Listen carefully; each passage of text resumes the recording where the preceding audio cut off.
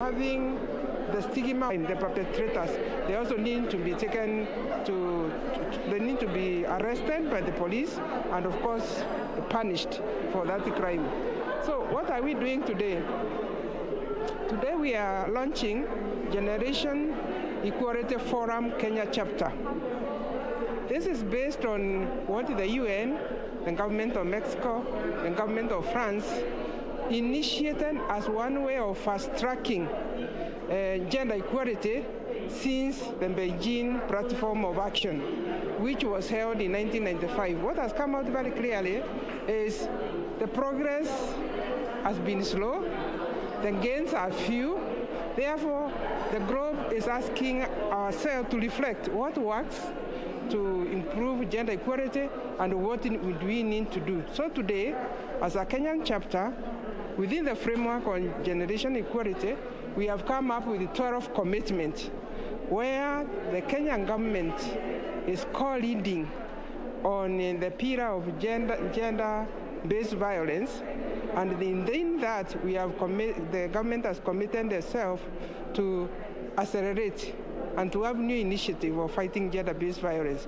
This 12 commitments can be summed up as creating awareness, committing resources, also using young people, that is involving the communities, the young people, the elders, the women themselves, in education, in the health, so that we all create synergy through intergovernmental agencies, so that we can have very clear, targeted, measurable commitment that the Kenyan government can commit itself during the launch in Paris in June.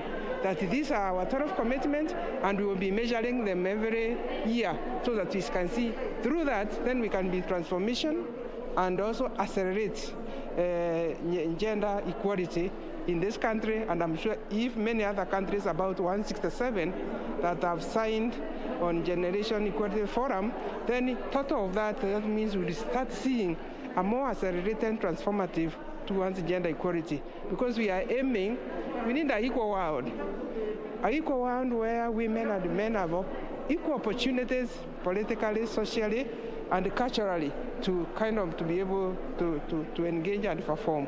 Yeah, thank you. Talking about the COVID-19 impact that it has had on women, especially the increase of GBV and FGM cases, the President spoke of a survey that was done during in a year's period of time. What exactly were the findings, maybe if you can share with us? During the COVID-19 pandemic, the Kenyan government realized there were more cases being reported on gender-based violence through the toll line 1195 and also the police care line.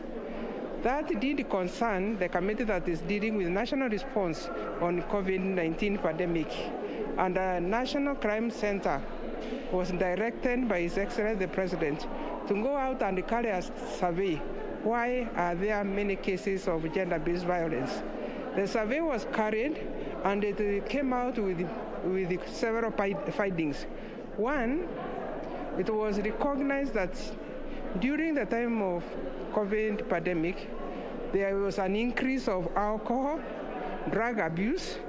There was also lack of parental care, where the young people sometimes they never had guidance, so they were experiencing kind of youth crisis. Another factor that was found, it appeared where there are low incomes, that poverty. Poverty is a major contributor of gender-based violence because poor people have no dignity, and sometimes they have no many options when maybe responding or maybe getting aware of where can they realize the early warnings. So those are, and the reason why that stand is very important to us as the Ministry of Public Service and Gender is because now you can have intervention targeted to the findings. If it's alcohol, what do we need to do within Akanda? If it's poverty, what economic activities do we need to engage? If we find that the other factors like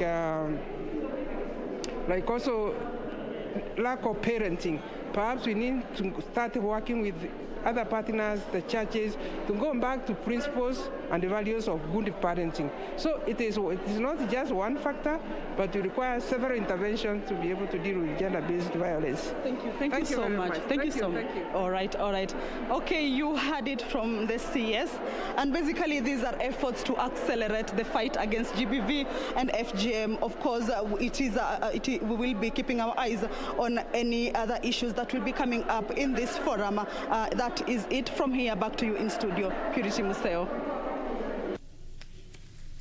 Thank you so much, Kamche Menza, coming to us live from the Kenya School of Government. And of course, she was exclusively speaking with the Gender Cabinet Secretary, Professor Margaret Kobia, who just tabled some 12 commitments by the government to ensure the implementation of gender equality is accelerated. And of course, part of it is government's commitment to ensure end of vices such as the female genital mutilation. Kamche will be giving us more details on our subsequent bulletins. And in NYAMIRA County, 3 people are in critical condition at the NYAMIRA Referral Hospital after the county assembly building that was under construction collapsed on Thursday evening. 51 people were treated and discharged, 8 of them with physical injuries. The 5-story project, estimated at 379 million shillings and earmarked for the county assembly hall and offices, tumbled in one of the sections as mansions worked on the 4th floor. Now, NYAMIRA County Commissioner Amos Mariba said investigations have been launched into the incident.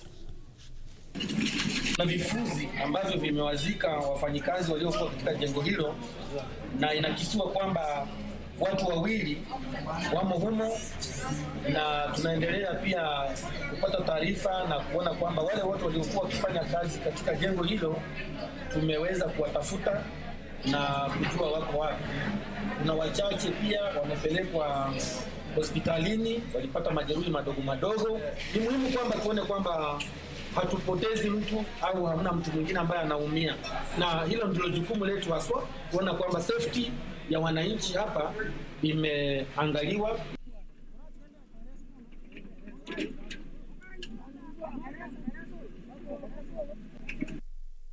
We now take a quick breather here at Lunchtime News. Stay with us. Tell us where you tuned in from. Do interact with us on all our social media platforms, including Twitter at KBC Channel 1 News and at Purity_Museo. Let's take that break.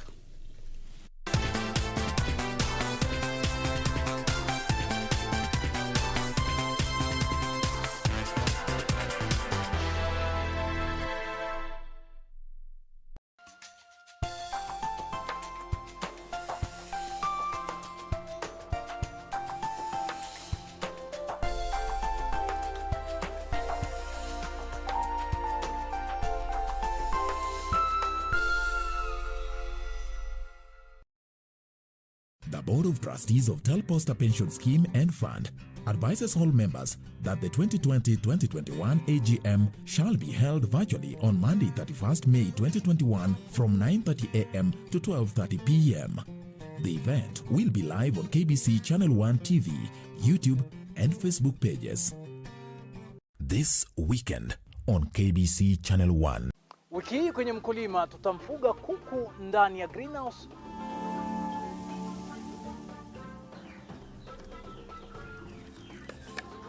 Kisha tukuze blackberry. Mkulima ajue kwamba wakati unapanda utizame sana, ili unapotumbukiza kijiti kile au cutting kwenye udongo uwe makini, uhakikishe kwamba zile nodes zinaangalia upande wa juu, na especially matawi vile yanamea yao yameangalia upande wa juu.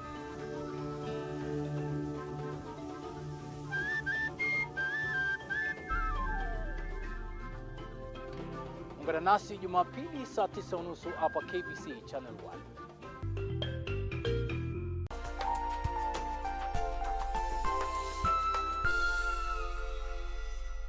Je, umeomoka? Kama hujaomoka, kwenye QuickBin ndio mambo yote. Hapa tuko na fridge, kodi yake ni CM. Tuko na gas cooker, kodi yake ni CK. Tuko na TV, kodi yake ni TV. Tuko na simu aina ya Samsung ni SM, ama Oppo ni Oppo. My friend, mahali popote unanitizama, eka hizo kodi zake kisha utume kwa 4032353. 4032353, alafu utakuwa unaomoka na hizi bidhaa. Kumbuka, kwenye Quickbit ni bidhaa bora zaidi kwa bei ya chini kwa chini. Sasa hii ng'ombe ni yako. Asante. Hii ng'ombe itatoa maziwa mengi kabisa. Sasa shida ya school fees imeisha. Jen, chukua hii. Hebu nikuulize, hii maneno nasikia ya bima ya elimu inaweza kuwa namna gani mtu anachukua? Process ya kuchukua insurance cover yote ni rahisi. Hata niko na cover ya gari yangu. Kwanza unajaza proposal form kama hii na uijaze wewe mwenyewe. Na kama haujui kusoma, uijaze na mtu unayemwamini. Hakikisha ile majibu umepatiana ni sahihi na ni ya kweli. Pia thibitisha insurance cover imeangalia maslahi yako. Na usiwahi sign proposal form ambayo haijaandikwa kitu chochote. Pia ukumbuke kujitolea photocopy yako. Sasa wacha nianze hiyo process. By the way, ukisubmit hiyo proposal form, uhakikishe umepatiwa policy document. Uisome na uielewe. Hiyo ndio thibitisho ya kuwa una bima. Asante sana. Ujumbe huu umeletwa kwako na IRA. This weekend on KBC Channel 1. Can you believe we get to come out here every day? Yeah.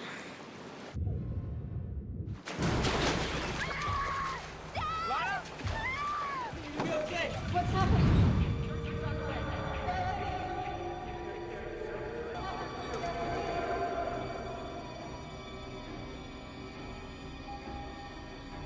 Why is she stopping? Nothing out there. Not yet. Only 45 seconds on the clock and no set waves on the horizon. This contest may be over, Bo.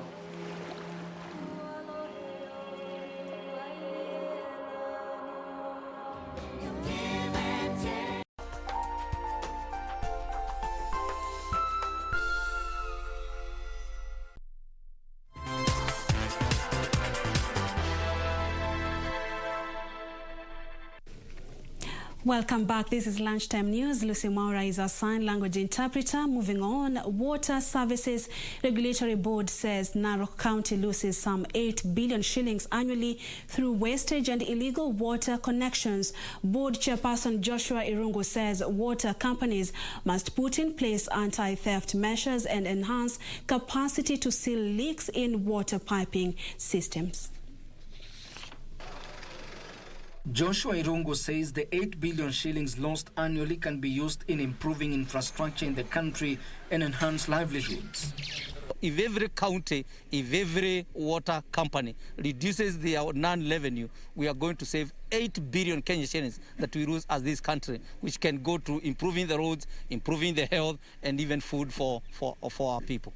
Irungu added that there is need to enhance the capacity of water stakeholders to help reduce shortage and wastage. We remove the old pipes so that we avoid the leakage of the water, so that we get the better pipes, and so that we don't have that. And again, it's also in terms of capacity building to our managements of the water companies. NAROK executive member in charge of water and sanitation, Job Kiyapi, says there's need to expand water infrastructure in the region to accommodate the growing population. The NAROK Water Company is right now, or the provision of water within NAROK Town is 4,000 cubic meters, which actually is very enough, but still we are worried because the population of NAROK is seriously growing.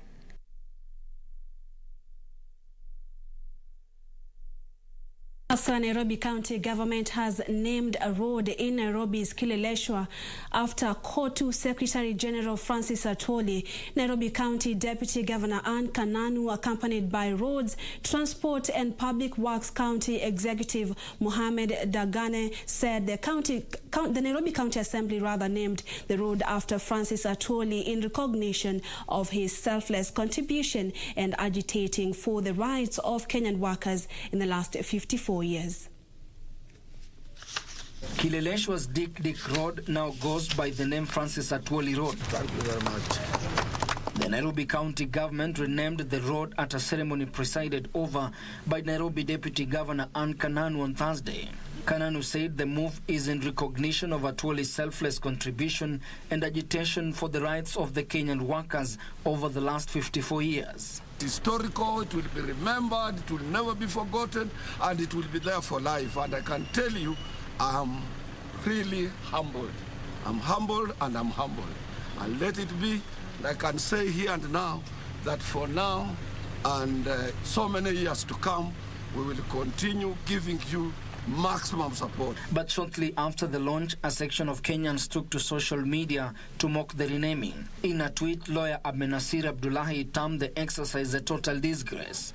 Blogger Robert Alai argued that naming a road after the Kotu boss was an insult to Kenyan workers.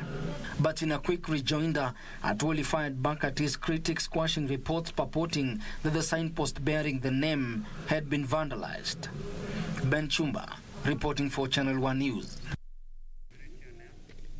Moving on, patients with fistula and renal problems in Isiolo County have benefited from free surgeries and treatment courtesy of a partnership between Kenyatta National Hospital and the Isiolo County Referral Hospital. During the exercise, medics at the Isiolo County Referral Hospital were also trained on how to handle cases and consequently minimize to the National Referral Hospital.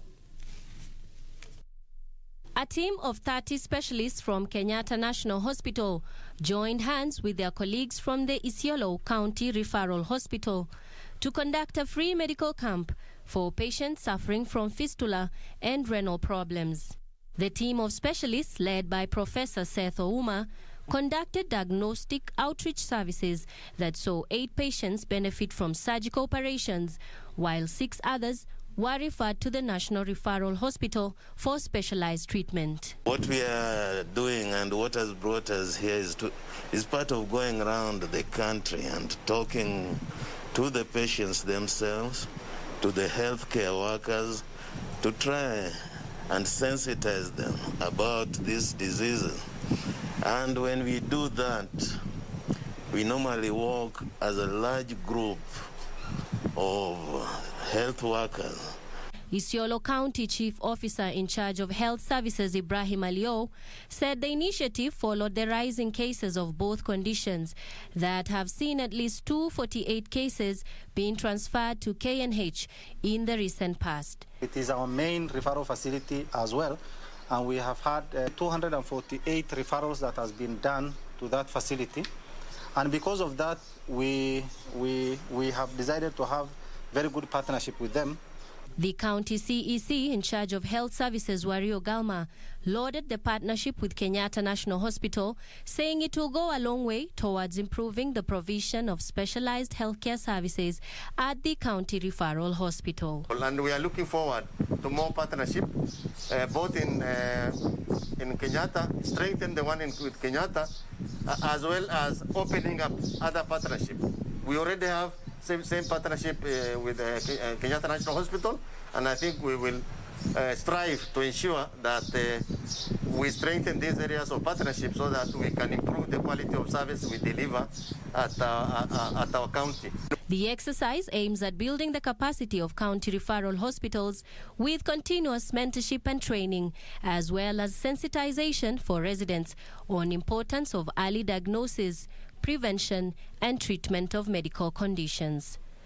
For Channel 1 News, I'm Nisi Imano Okoth. Governor Mwangi wa Iria has underscored the need for benchmarking among counties, saying it can boost development in devolved units. Wa Iria, who challenged leaders to shun divisive politics, called for unity among county leaderships, saying bad governance was only derailing the success of devolution.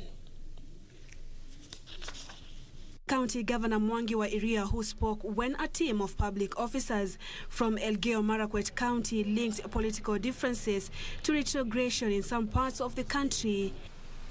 Hii siasa ambayo iko kule juu na huku na kule isitutenganishi, kwa sababu watu wakiweka siasa sana zitaharibu biashara. Mtu kutoka Kisumu ana haki ya kuja kubenchmark na kile ambacho tunafanya hapa Murang'a. Sisi tuna haki ya kwenda Kisumu, Kakamega, watu kutoka Rift Valley wana haki ya kuja Murang'a na sisi tuna haki ya kwenda Rift Valley ili tusaidiane, kwa sababu sisi ni jamii moja, na kile ambacho kinatugawanya hasa ni siasa, na ni sisi wanasiasa tunafanya hivyo, na tukifanya hivyo yule ambaye wakuumia ni mwananchi wa kawaida. He said working together provided an opportunity for regions to tap from each other and foster development. Wanasiasa tuachiwe siasa, wale ambao wanafanya kazi, wafanyikazi wa serikali na wakulima na wale wananchi wa kawaida waendelee kubadilishana mawaidha, waendelee kuoa, waendelee kuwa marafiki. Hii Kenya ni moja. Na nimesema ili siasa za kieleweke, siasa za tangatanga, sijui siasa za Wiper, sijui siasa za nini, sisiingizwe kwa mwananchi mdogo. Wairia said his administration was committed to working with Elgeyo-Marakwet County to help boost dairy farming in the two counties. Tuko hapa leo kwa sababu ya urafiki kati ya gavana Wairia na gavana Tolgos. Na tuko hapa leo kwa sababu pia ya zile mambo ambazo wanafanya ambayo inalingana. Tunajua kwamba hakuna mtoto ambaye hahitaji maziwa, na ndio maana gavana Tolgos na gavana Wairia wameweka mikakati ili kustawisha hiyo sekta ya maziwa. Ndio maana leo tumekuja hapa ili tujifunze. They say if you want to go far, learn from the best. Murang'a County government has invested in dairy farming in the region by investing in a milk processing plant in Maragua area. Moving on, authorities in Athi River have launched a major crackdown on alleged land grabbers said to be terrorizing landowners in Lukenya Division. The grabbers are said to be forcibly evicting landowners at times using physical assault. Members of Kamulu Housing Companies and the MAVOKO Town Block 12 say encroachment began in 2010 with illegal subdivision and sale of land. Mimi niko na shamba huko. Tumeenda kotini, tuko na ruling. Inasema sisi ndio wenye shamba. The owners, who are mostly retirees, say they spend their pension to purchase the parcels of land. Ilikuwa share moja inauzwa, unapatiwa eka 5 na eka ya kujenga. Tukiwa watu 18 wa mama, tukanunua hiyo share. The group accused Athi River Deputy Sub-County Commander of laxity in ending the menace. Security uko nayo, karibu 80% ya hiyo watu wao wako na hizo namba za wakora. The dejected landowners say they are unable to access their parcels of land despite previous court rulings made in their favor. At the River Sub-County Deputy Commissioner Charles Ombugu said a crackdown is currently underway to apprehend land grabbers. Huwezi kuwa kwa migogoro ya mashamba unaenda usiku kufanya vituko kwa sababu uko na bunduki ambao iko na license. The law is very clear, hizo bunduki tutachukua. Serikali haiwezi kushuhudia wewe shamba as absentee landlord. He also issued a directive for landowners to be accompanied by police officers every weekend to develop their plots. Kamulu Housing Projects boasts 6,000 acres, and while the MAVOKO Town Block 12 owns some 2,334 acres with over 10,000 members. Patricia Waidera for Channel 1 News. Moving on, Ikolomani Member of Parliament Bernard Shinyali is warning of action against men found culpable of defiling girls in the area. Washali, who cited rising cases of teenage pregnancies in his constituency, linked the increased cases of defilement. He said the education of many victims has been affected and the ripple effects is reduced earning potential of the country. Ambao wamekuwa na tabia ya kunachizi watoto wadogo, watoto wa shule, na haya yanafanyika katika familia. Kama mtu mzee unapata narudi kwa wajukuu wake na wanachisi, wote tuwe waangalifu. Watu kama hawa tuwakamate mara moja na tuwaelekeze kwa mikono ya serikali ili waweze kupata adhabu. Tunataka tupate mafunzo maalum kwa hawa wanafunzi wetu ili hawa watoto wakiwa nyumbani wanaweza kuona na kudetect kama relative amekuwa na tabia isiyokuwa ya kawaida ya kuonekana anaweza mnajisi, ili aweze kutoka mara moja. Na wale kama tabia kama hizo zimekuwa zikifanyika, tunataka pia waweze kuongelesha wanafunzi wetu, waweze kuripoti, na sisi tutachukua action bila hata wenyewe kuwatambua. And in NYAMIRA, the county woman representative Jerusha Mumanyi has cited sanitary towels and adequate water supply as some of the essentials needed to create a conducive environment for girls in school. The legislature says the National Affirmative Action Fund has moved great lengths to ensure girls are provided with the said essentials, calling for more resources to ensure the sustainability of the fund. Speaking during the distribution of the items at Kiambira and Kiomora primary schools in Manga sub-county, the lawmaker said such support will alleviate unique challenges facing the girl child. Katika kila shule tumepatiana visodo. Hii visodo ni ya watoto wangu ambayo wanasoma kila siku, ambayo kila shule ambayo inapatikana katika NYAMIRA County. The legislator assured learners of the government support in ensuring their stay in school. Serikali imefanya kazi kweli kweli. Hata ukiangalia hii visodo imeandikwa CK, not for sale. Hii ni kazi yoyote. Hata mkiangalia ile tanki nimeleta huko imeandikwa ngafu. The legislature challenged parents to reciprocate the gesture by honoring their obligations and complement the government's input in the support of the girl child. Patricia Oidera for Channel 1 News. Let's now cross our borders, and tens of thousands of people have fled the city of Goma in the Democratic Republic of Congo again due to fears of another eruption of the Nyiragongo volcano. The governor of the North Kivu province ordered the evacuation, saying an eruption could take place with very little warning.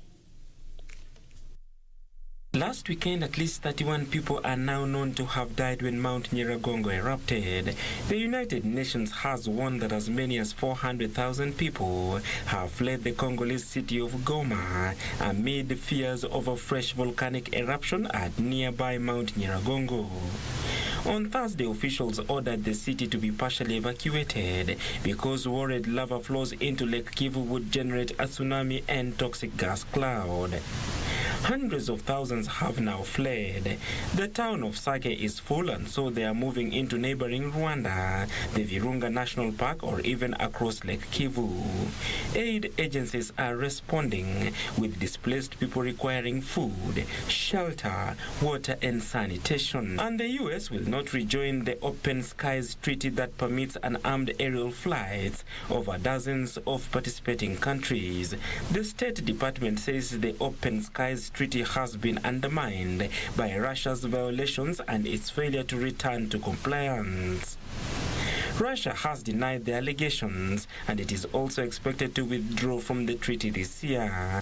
The announcement by the U.S. means only one major arms control treaty between the two nuclear powers remain in place. Elsewhere, Black Lives Matter co-founder Patrice Collas says she is resigning from the foundation.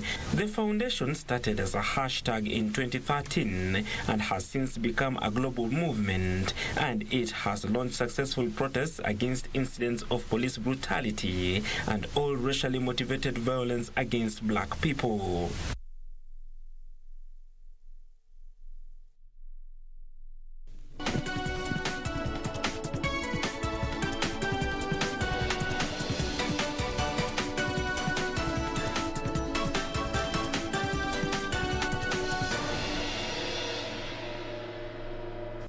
Let's now have a look at some business. And SACCOs have recovered 380 million shillings owed to them in non-remitted deductions. Commissioner for Cooperative Development Geoffrey Ngangombe rather says that the government is piling pressure on institutions that had defaulted to remit members' contribution on time, and policies are being drafted to penalize institutions that delay remitting contributions. SACCOs in the country are owed 4.3 billion shillings in unremitted contribution, with the highest defaulters being public university and institution in the national and county governments. This comes as SACCO Society Regulatory Authority to enact law that will see top managers of defaulting organizations take personal responsibility for non-remittance. So far, SACCOs have recovered 380 million shillings in delayed non-remittance deductions. Of this amount, the University of Nairobi remitted 275.9 million shillings owed to Chuna SACCO, while Egerton University and Kisii University remitted 306 million shillings and 5.3 million shillings in outstanding remittance respectively to Egerton SACCO. Speaking during the annual general meeting for Kenya Union of Savings and Credit Cooperatives, officials say the COVID-19 pandemic saw most SACCOs cutting some of their operations to fund their loan books. Officials say the COVID-19 pandemic saw most SACCOs cutting some of their operations to fund their loan books. In 2020, the Cusco combined loan book grew to 10.49 billion shillings, up from 8.67 billion shillings the previous year, while assets increased 19.1% to 19.81 billion shillings. Benson Roba reporting for Channel 1 Business. Family Bank Group saw its pre-tax profit during the first 3 months of this year increase by 71.7% to 510 million shillings, driven by higher net interest income. The stock of non-performing loans hit 10.4 billion shillings, forcing the lender to increase the loan loss provisions by a third to 360.1 million shillings. And here are the details of these and other stories in our corporate briefs.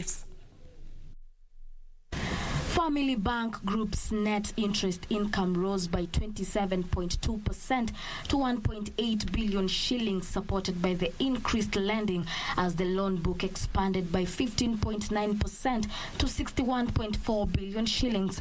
However, this pushed up Family Bank's stock of non-performing loans that increased 15.6% to 10.4 billion shillings. This saw the lender increasing the loan loss provision by 30% to 360 million shillings.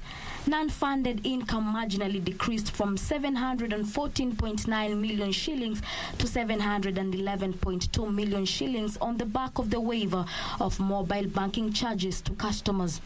Operating expenses marginally increased by 4.6% to 1.8 billion shillings. Meanwhile, UAP Old Mutual Group has announced its NYAMIRA Junior Medical Insurance product for children to include COVID-19 testing and treatment. The NYAMIRA Junior cover was launched as the first ever comprehensive medical cover exclusively for children. Under the cover, children can access the medical insurance cover without necessarily having to be under their parents' covers. Finally, the county government of Busia, in partnership with Climate Smart, has launched a multi-million modern fish farming pond in Burumba, Busia County, with the youth as managers and beneficiaries. The county government plans to put up more modern ponds powered by a solar system, as well as construct a fish processing plant to enhance value addition. Kutakuwa na ile fish processing plant ya kufanya filleting ambayo iko hapa nyuma, itamalizwa na iwezeshe kupata samaki, mufanye hata filleting, muuze zingine direct na zingine mufillet, mupate faida, mufanye value addition. Kuna jinsia mpya imekuja ya kufuga samaki ambayo inaitwa aquaculture recirculating system, ambayo inatumia maji ikipurify, ikirecirculate. Hiyo technology tuli propose ifanywe hapa Busia township, kwa sababu haitumii maji mingi. Tunajua ya kwamba in town water is scarce.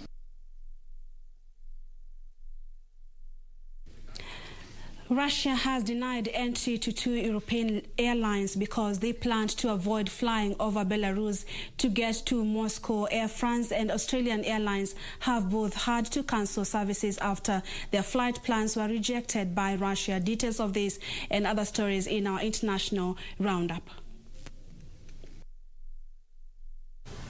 European Union leaders asked European carriers to avoid Belarusian airspace this week after a Ryanair plane was forced to divert and land in Minsk on Sunday. Belarusian dissident journalist Roman Protasevich and his girlfriend were then arrested.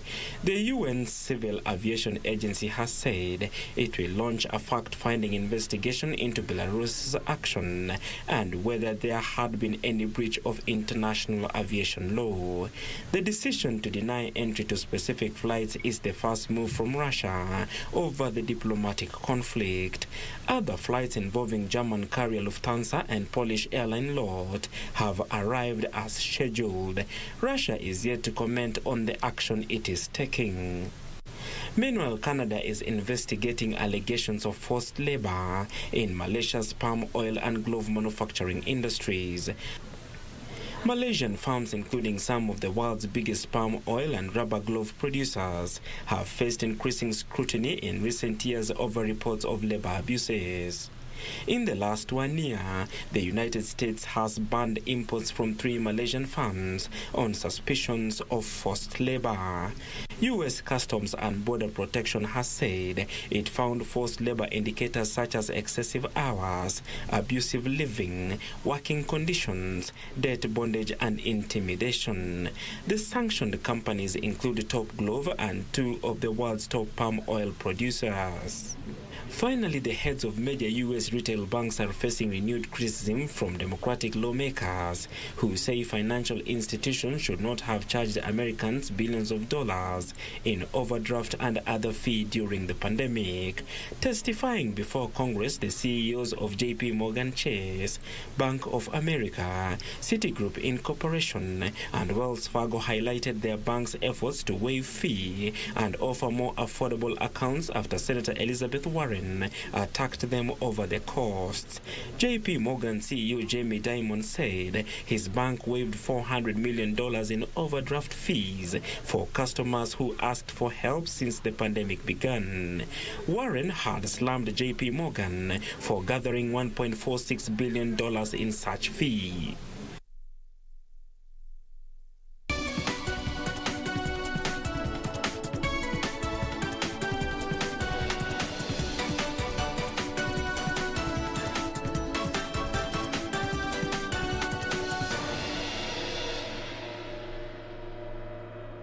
It's now time for the sport, and KNRC Premier Class driver Yasmeet Chana is confident of his preparations ahead of the WRC Safari Rally to be held from the 24th to 27th of next month. The multiple KNRC category champion expects a trouble-free run at the rally to be televised live on KBC Channel 1. Yasmeet Chana has embarked on final preparations for the WRC Safari Rally to be held from the 24th to 27th of next month. The multiple KNRC category champion expects a trouble-free run at the rally and will be trying his level best against the world beaters on the lakeside regions of Elementaita and Naivasha. This will be his first WRC Safari as a driver, but he has participated in global editions of the event as a service crew for Toyota Team Europe. Since the ARC Equator Rally last month, Chana has been working to ensure his car is compliant with the FIA specifications. Since Equator, we have had the FIA fuel tank. It's a Group N car. Everything is under warranty and it's compliant with all Group N regulations, so we should be good to go. He will use the same Evo 10 he drove in the Equator Rally, navigated by his elder sibling Ravinda Chana. He says preparations have been major because the WRC Safari is a longer and tougher event. All drivers have supported the WRC Safari to come back. We wanted to come back. Kenya's been the house for Safari. Let's have it back. Let's prove to the world that we can organize a WRC event. Chana's debut rally was the ICC Safari Rally in 2007 when he drove a Volkswagen Golf GTI in two-wheel drive and finished third. He also won the two-wheel drive championship twice in 2007 and 2009. From then on, he has won various championships in the Toyota Celica, including the KNRC Division 3, 2 and 1. Chana later upgraded to his current Mitsubishi Evolution 10. The WRC Safari Rally will be televised live on KBC Channel 1. The Los Angeles Lakers won their first playoff game at home in 8 seasons to take a 2-1 series lead with a 109-95 victory over the Phoenix Suns, and Anthony Davis again led the way for the Lakers with 34 points and 11 rebounds in the first round of the best-of-7 Western Conference playoffs. LeBron James scored 21 points as nearly 7,500 fans watched the first playoff game at Center since 2013. The Lakers won last year's NBA title in a biosecure bubble on neutral grounds. Davis became the first Lakers player since 4-time NBA champion Shaquille O'Neal to score more than 30 points and come up with more than 10 rebounds in successive playoffs game. That foul on Caldwell Pope, that is wiped out by Andre Drummond as Booker the 8th has not working on Schroeder. Wide open is Crowder. They need it, and they get it. Ron, who gives it right back. Oh, he passes up an open 3. Shoots over Booker now, cashes it. Under 2 minutes to go in regulation. Do the Suns have more fight in them? Ayton lets Davis fly. Albeit a 7 seed, they don't play like one, they don't feel like one, as Schroeder is fouled. Maybe a little excessive roll right there. And Crowder and Devin Booker ejected. Failed to win a trophy this season and were piped to the Spanish La Liga title by city rivals Atletico Madrid on a dramatic final last day, Saturday. Real said in a statement that they respect Zidane's decision. Former France forward Zidane, who played for Real Madrid from 2001 to 2006, won 3 consecutive UEFA Champions League titles and a Spanish La Liga title in his first period as manager between 2016 and 2018. He left in May 2018 but returned 10 months later and secured a second Spanish La Liga title last season. Meanwhile, Tottenham Hotspurs have made contact with former head coach Mauricio Pochettino about a return to the club. The 49-year-old Argentine, who was sacked by Spurs in November 2019 after 5 years in charge, took over at Paris Saint-Germain in January. PSG failed to win the Ligue 1 title for only the second time in 9 seasons and lost to Manchester City in the UEFA Champions League semi-finals. Tottenham Hotspur sacked Jose Mourinho, Pochettino's replacement, last month. Academy coach Ryan Mason was put in temporary charge until the end of the season. Under him, Spurs lost the Carabao Cup final to Manchester City and finished 7th in the English Premier League season. Frederick Muki for Channel 1 Sports.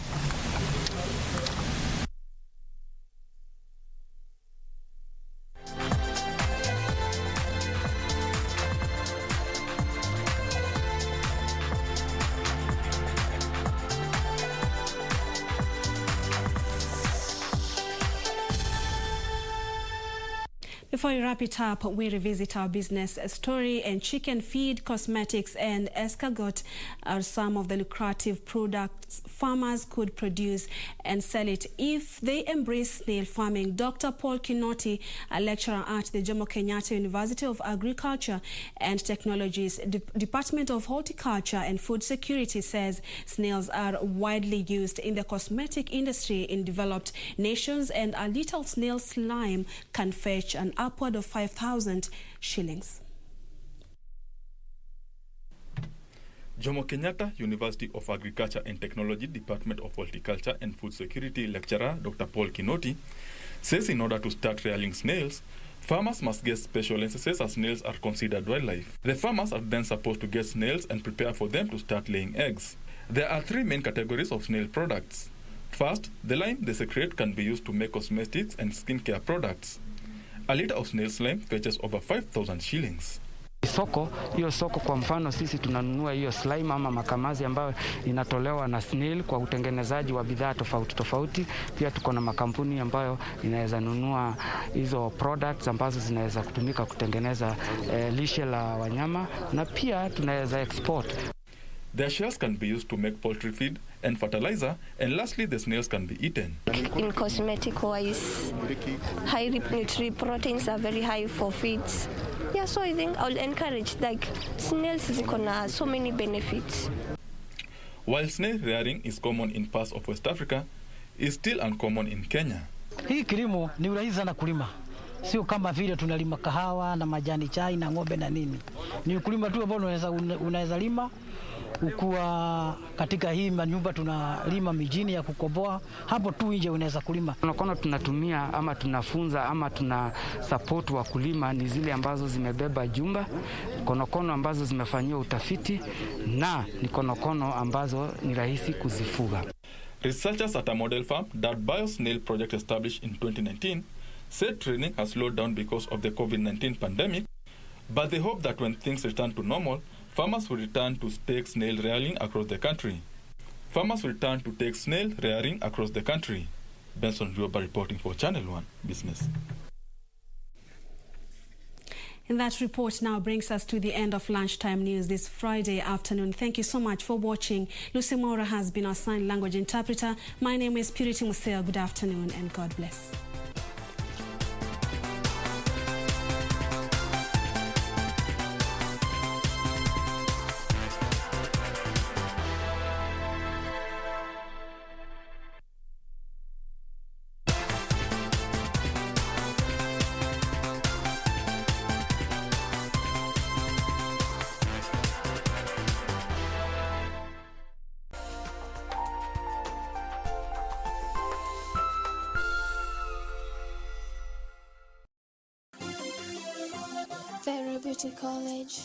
Vera Beauty and Fashion College, with branches in Nairobi, Eldoret, Thika, and Meru.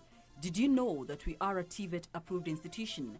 We offer courses in fashion design, interior design and soft furnishing, event decoration, flower arrangement, event planning, hairdressing, barbering and dreadlocks, beauty therapy, makeup, nail technology, spa massages, teaching skills, TOT. Register now and visit our website on www.verabeautycollege.com. You can also call on 0725 923 550 Nairobi branch, 0728 087 689 Eldoret branch, 0722 22 7428 Thika branch, 0725 000 706 Meru branch. Vera Beauty and Fashion College, a TVET-approved institution.